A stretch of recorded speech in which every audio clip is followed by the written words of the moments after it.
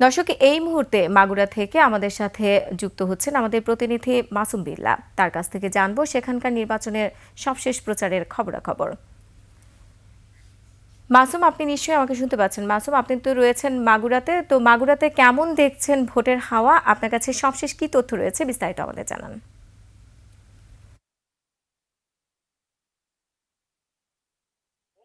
আমরা এখন কথা বলবো মাগুরা সাধারণ ভোটাররা তারা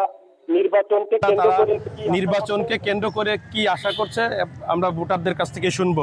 আপনি নির্বাচনটা কেমন হবে বলে আপনি আশা করছেন? টেলিভিশনকে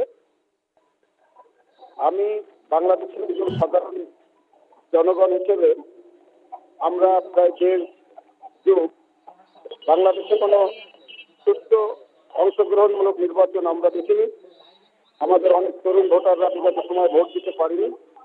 আমরা এই সরকারের কাছে, এই বর্তমান অন্তর্বর্তীকালীন সরকারের উপদেষ্টাদের কাছে, প্রশাসনের কাছ থেকে আমরা চাই একটি সঠিক, সুষ্ঠু এবং অংশগ্রহণমূলক নির্বাচন, যেখানে জনগণ স্বাধীনভাবে, নিরপেক্ষভাবে তাদের মতামত প্রকাশ করতে পারে। আমরা একটু জানতে চাইবো যে সরকারি না ভোটের প্রচারণা, এটা আপনি মাগুরায় কিভাবে দেখছেন? ধন্যবাদ ইটিভিকে।